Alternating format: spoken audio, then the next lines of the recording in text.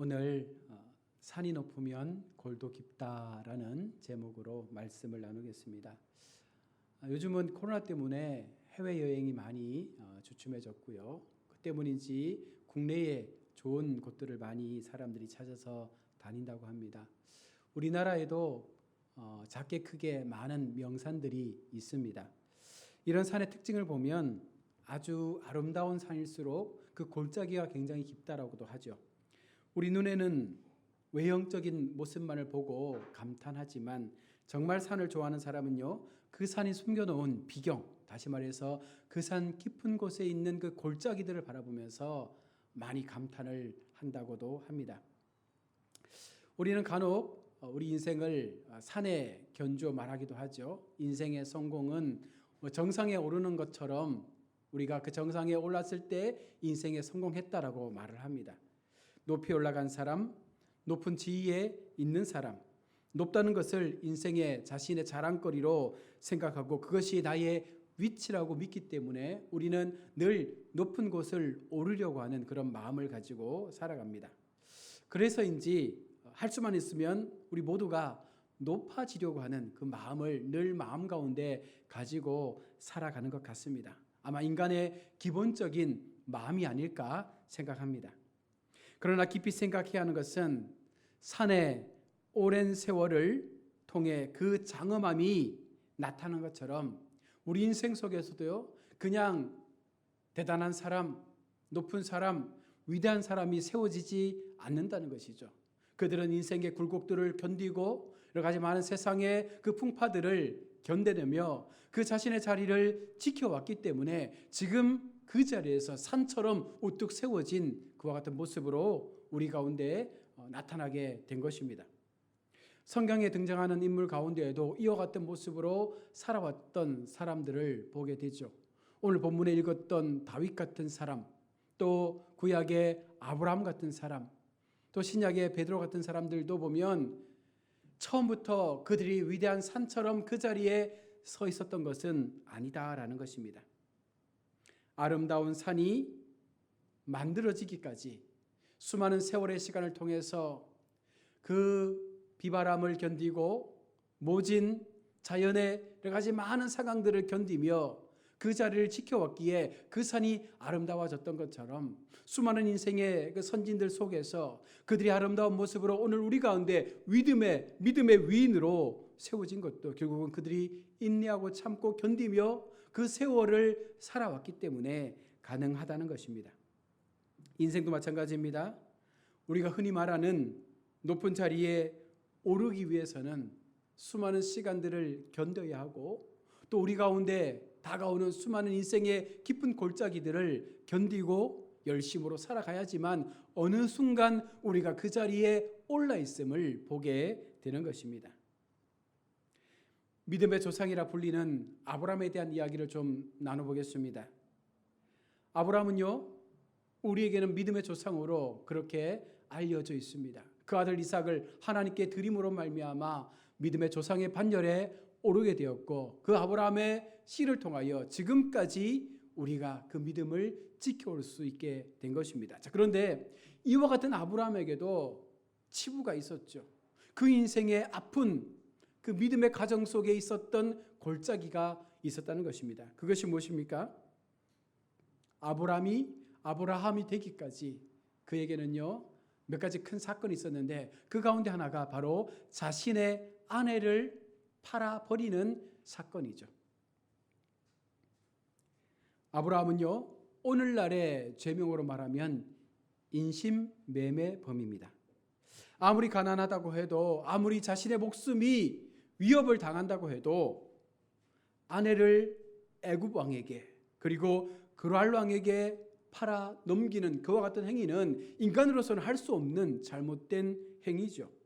그러나 하나님의 은혜로 그와 같은 상황을 이기고 수많은 재물을 받고 나왔지만 중요한 것은 아브라함이 그와 같은 행동을 통해서 자신의 삶의 실체를 드러냈다는 것입니다. 아브라함이 왕에게 준 자기 아내의 일로 또한 받은 재물도 어떻게 보면 옳지 않은 재물 아니겠습니까? 아내를 준 값으로 받은 그 재물을 통하여 자신의 생명도 부지하고 또 좀 더 나은 삶을 살아갈 수 있다라는 그 희망 때문에 그런 행동을 했다면 그것 자체가 아무런 의미가 없는 모습인 것이죠. 이것이 바로 악인의 소득이라고 말할 수 있습니다. 악한 자의 본성을 통하여 나타나는 가장 귀한 자기의 아내마저도 자신의 생명을 위하여 팔아버리는 그런 모습이 아브라함 가운데 있었던 것입니다.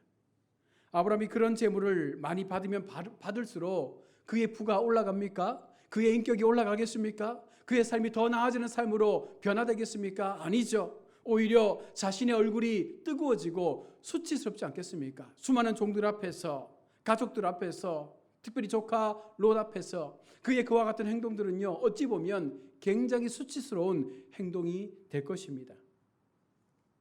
아브라함의 행동을 한 번 더 보십시오.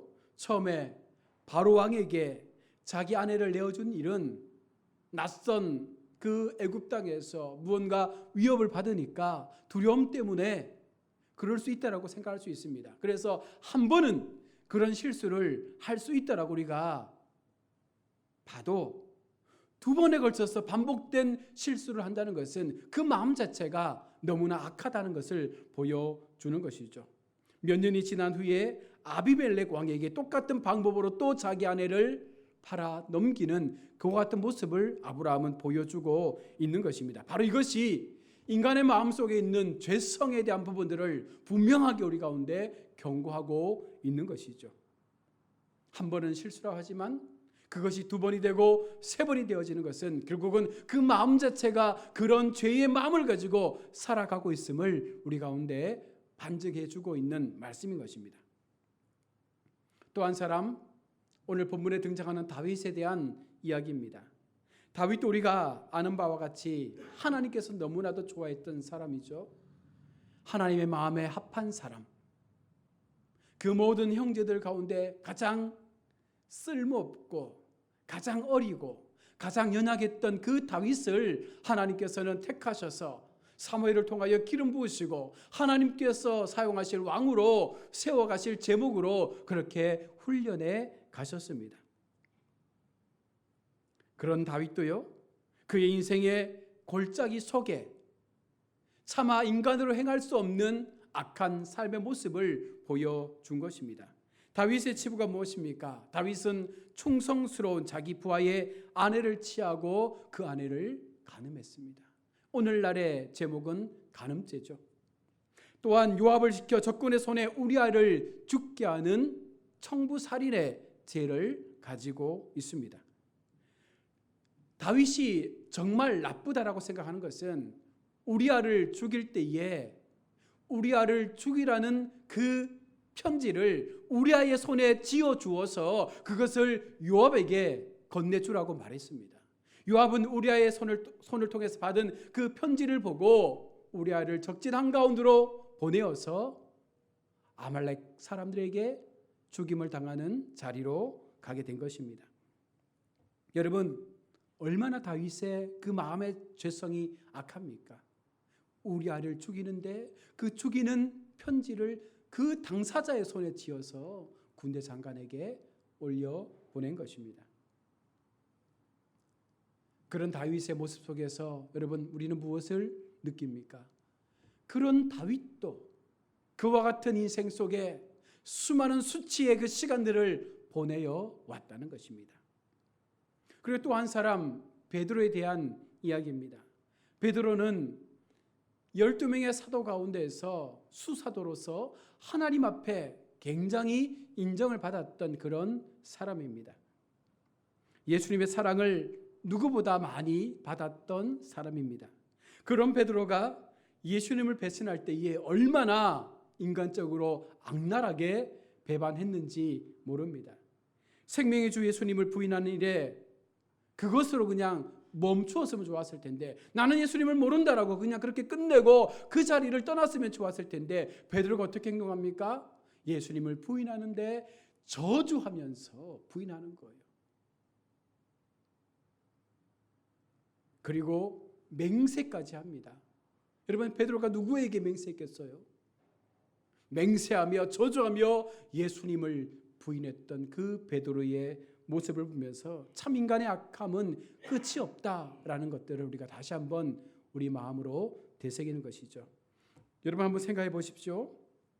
만약 하나님께서 아브라함을 미워하셔서 바로 왕이나 그랄로 왕에게 그냥 그 상황대로 되도록 내버려 두었다면 그 아내는 더 이상 아브라함의 아내로 남지 않았을 것입니다.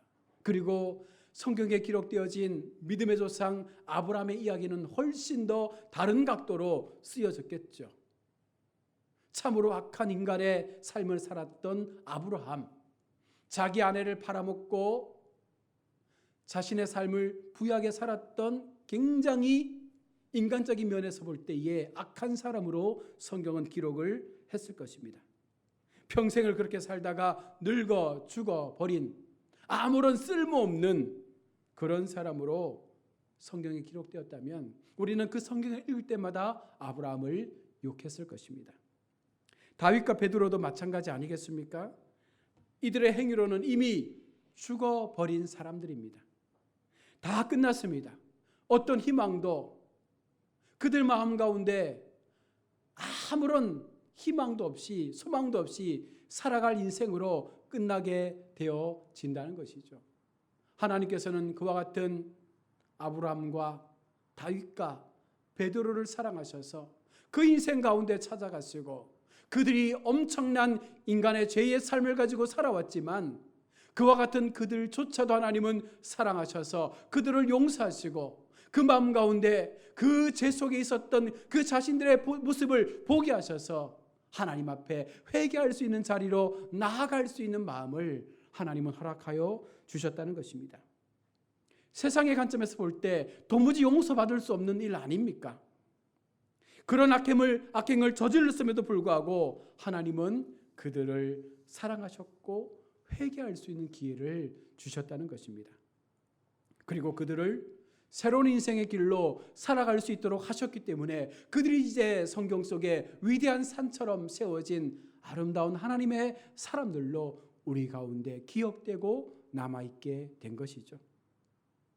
아브라함과 다윗과 베드로와 마찬가지로 절망에 빠져 있는 우리 인생도 어쩌면 하나님께서 사랑하셨기 때문에 저와 여러분들을 사랑하셨기 때문에 우리의 마음을 들여다볼 수 있는 마음을 주셨기 때문에 우리가 얼마나 세상 속에 죄의 삶을 살았는지를 깨달을 수 있는 마음을 주셨기 때문에 오늘 이 시간 주님 앞에 회개하며 그 믿음의 삶을 살아가고 있는 것 아닙니까? 그래서 우리는 우리의 높음을 자랑하는 인생을 사는 것이 아닙니다. 여전히 낮은 인생의 삶을 고백하며 철저하게 우리 자신을 낮추고 정말 하나님 앞에 우리가 얼마나 악한 죄의 모습을 갖고 살아왔는지를 고백하며 하나님을 향하여 두 번 얻은 인생의 삶을 어떻게 살 것인가를 고백하는 그와 같은 믿음의 걸음을 걷게 되는 것입니다. 깊이 패인 우리의 죄와 어떤 모습으로도 용서받을 수 없는 수많은 그 죄의 흔적들을 우리가 날마다 바라보면서 그럼에도 우리를 구원해 주신 그 하나님의 사랑을 기억하며 오늘도 우리는 이 삶을 살아가는 줄로 믿습니다. 그래서 성도된 우리가 하나님 앞에서 오직 하나님만을 높이며 하나님만을 찬양하며 오직 주님께 감사의 고백을 드리는 것은 너무나도 당연한 성도됨의 모습인 것이죠. 사랑하는 우리 성도 여러분, 구원의 주님만을 여러분 높일 수 있기를 원합니다. 주님의 의의를 높이며 그 주님의 이름을 찬양할 수 있는 우리의 삶을 살아갈 수 있기를 원합니다. 우리 모두 하나님을 영화롭게 높이며 날마다 그 주님을 예배할 수 있는 예배자가 되어져서 올 한 해 동안도 정말 하나님 앞에 비록 내 마음 가운데 수많은 인생의 골짜기 아픔이 있고 수많은 그 죄의 골짜기들이 우리 인생 가운데 놓여있다 할지라도 하나님은 그런 우리를 다듬으시고 그런 우리를 연단하셔서 아름다운 산의 모습을 만들어 가심을 기억해야 할 줄로 믿습니다. 산이 높을수록 골도 깊다라고 했습니다. 그러나 그 깊은 죄악의 쓰라린 골짜기가 있지만 회개함의 삶을 통해서 우리의 삶을 되돌리면 그 산이 아름다운 산이 되어지는 것입니다. 세상 사람들이 우리를 바라볼 때에 우리가 아름다운 산의 모습처럼 보여져서 그들 속에 그 인생의 골짜기에서 겪었던 우리의 삶의 간증을 나눌 수 있는 믿음의 든든한 힘의 피난처가 될 수가 있는 것입니다. 아브라함이 된 것처럼 욕정의 다윗이 하나님의 사랑의 시를 기록하는 믿음의 시인이 된 것처럼 겁쟁이 제자 베드로가 마지막 죽음 앞에 순교자의 삶을 통하여 그 십자가를 거꾸로 짊어지는 인생의 아름다운 삶을 마쳤던 것처럼 여러분, 우리의 인생의 삶도 그렇게 높은 산의 모습으로 그 인생을 마칠 때가 분명 있을 것이다 라는 것입니다. 로마서 14장 4절의 말씀입니다. 남의 하인을 비판하는 너는 누구냐? 그가 서 있는 것이나 넘어지는 것이 자기 주인에게 있음에 그가 세움을 받으리니 이는 그를 세우시는 권능이 주께 있음이라. 여러분, 우리를 세워주실 수 있는 그 힘이 하나님께 있다는 것입니다. 여러분, 인생 속에 여러 가지 많은 나의 실수와 나의 죄의 모습과 여전히 존재하고 있는 우리 마음속에 있는 그 죄악의 본성들이 물론 남아있을 것입니다. 그래서 저와 여러분들은 더 하나님 앞에 우리 스스로를 낮추려고 애를 써야 되고 더 하나님 앞에 우리의 삶이 거룩해지기 위해서 훈련받고 연단받고 다듬어지는 삶의 모습으로 나아가야 하는 줄로 믿습니다. 하나님의 손길이 임하면, 하나님의 은혜가 임하면, 하나님의 능력이 우리의 삶 가운데 임하면 하나님의 용서하심이 우리의 삶 가운데 우리의 모든 것들을 감싸 안으면 우리는 새로운 인생의 삶으로 나아갈 수 있는 은혜를 얻게 되는 것입니다. 또 한 가지 베드로전서 4장 8절에서 무엇보다도 뜨겁게 사랑할지니 사랑은 허다한 죄를 덮느니라 라고 말씀합니다. 이 말씀은 사랑으로서 자기의 죄를 덮는다라고 말씀하는 것이 아니죠. 우리가 누군가를 진심으로 사랑하게 될 때에 그 사람의 죄와 허물까지 덮어줄 수 있는 마음을 갖게 된다는 것입니다. 이것이 진짜 사랑이 되는 것이죠. 하나님께서 우리의 죄와 허물을 덮어주셨기 때문에 우리를 더 사랑하게 된 것입니다. 여러분, 우리가 그 사랑을 가지고 살아갈 수 있다면 우리도 세상을 향하여 우리의 가족과 우리의 이웃을 향하여 그 마음으로 그들의 허물과 죄를 덮어주고 그들이 죄 가운데 살아간다 할지라도 그것을 싸매주고 덮어줄 수 있는 그 믿음의 삶을 살아갈 수 있을 때 더 온전한 사랑의 모습들이 우리 삶 가운데 나타나게 되는 것입니다. 우리 죄를 대신 짊어지신 그 주님의 크신 사랑을 가슴에 품은 자로 오늘 우리가 우리에게 허락된 이 믿음의 걸음을 걸어갈 수 있을 때 우리도 아브라함처럼 다윗처럼 또 베드로처럼 그 마지막이 아름다운 인생의 삶이 될 수가 있는 것입니다.